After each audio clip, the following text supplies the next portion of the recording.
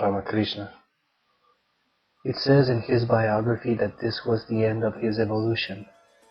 This is a point that Sri Aurobindo brings up. From the traditional point of view, this experience is the end of evolution. But Sri Aurobindo says, this is not the end of evolution. This description actually leads to a type of stasis or quietism where there is nowhere further to go, Nirvikalpa Samadhi. This leads to the question, is it wrong to condemn the evil you see in the world? From the high state that Ramakrishna attained, he would perhaps be indifferent to the happenings in the relative world. However, there are reports of his great compassion toward the poor.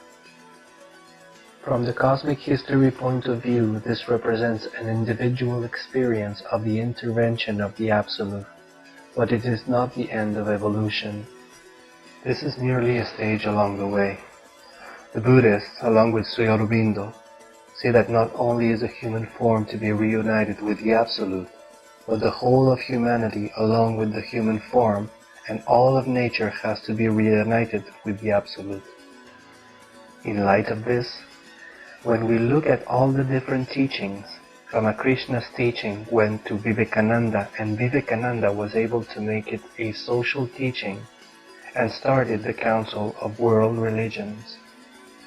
Still, he tended to remain aloof from the political domain, or not have any commentaries about this. Many Buddhist teachers recognize that we live in an evil and degraded world, but they refrain from making any judgment about it and often refrain from offering any solution beyond meditation. They may say something like, George Bush was your mother once, so don't revile him. However, this approach seems to miss the point. The Muslim point of view, on the other hand, has no qualms in identifying what we might call heresies from the Absolute. It says, don't be seduced by the whispers of Satan.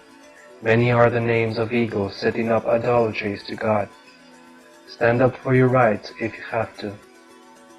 These are all types of issues that elucidate the need for a higher understanding that unifies all points of view with unanimity of understanding.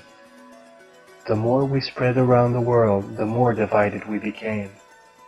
When we realized there is one whole earth, we were so divided we could not really appreciate it. That was hardly 40 years ago. Whether we know it or not, this was the signal that now we are all preparing to return. We have no choice but to realize we are one on this earth. This is the meaning of the noosphere. We are now poised for the great return. We are all one with the earth. Now we must all become one noosphere, one mind, one religion, one God. In the book Cosmic Consciousness, Richard Buke says, when we get to cosmic consciousness, we will not have religion because everything will be religion. We also will not have art because everything will be art. We will not have telecommunications because we will be telepathic beings. These are all just words and pointers, but to know requires direct experience. When the ego is finally penetrated and inhibitions released, then you will know with certainty that you have entered a new state, the supermental state, the state beyond words. This state is indescribable because language is built up as if ego were the final arbiter. Unfortunately, the language of the present collective consciousness furthers division. This is why the Tower of Babel, Babel, is the metaphor of the limitations of language as means of communication.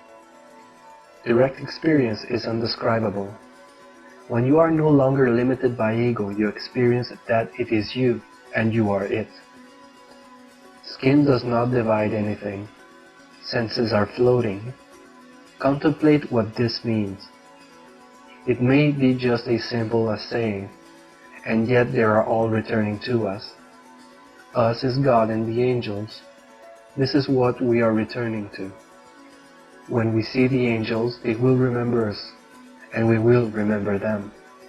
At this point, we will have gained full access into supermental state. This is the vision cosmic history has to communicate. The great huge cycle of involution of the soul is complete, and the return has begun. This is where we are. We are at the hinge of the Absolute in its self-remembrance. We are at the interval in the continuum of matter when it becomes conscious of itself. It is the meaning of the intervention of the Absolute, known as cosmic history. For the individual, the intervention of the Absolute can be much simpler. Any act of kindness, goodness, or compassion enters you into a relationship with the Absolute. Any act with a hint of selfishness will not create a good result. This is why it says in the scriptures that the righteous shall inherit the earth. When you do acts of genuine goodness, you are participating in the supermental state. The ultimate selflessness is to lose your ego altogether. Selflessness means giving without attachment. When you are selfless, you do not have to say, "I'm a really good person because I did that," or even, "I'm really good." When you have no attachment and need no credit for your good acts, that is a touch of the Absolute filling you with hints of bliss. The best thing you can do to make all your actions meaningful and enduring is give up whatever credit you might get for it. As Padmasambhava says, offer your victory to others and do not compete with the powerful. You should conclude your good works and practice by saying, "Whatever merit I might receive from this, I offer to all sentient beings." In this way, you are not holding on to anything, so that the supermental can penetrate you. To give anonymously and secretly is the highest good. Then you are selfless medium of the Absolute.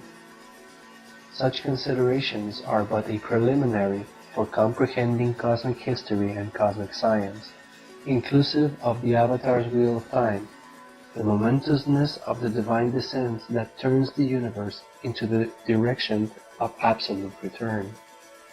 With every avatar comes a living descent of knowledge. All avatars form a living link, a divine knowing or galactic communion. At the same time, they are cumulative, all pointing to the now imminent evolutionary upgrade, divine incarnation of the Absolute.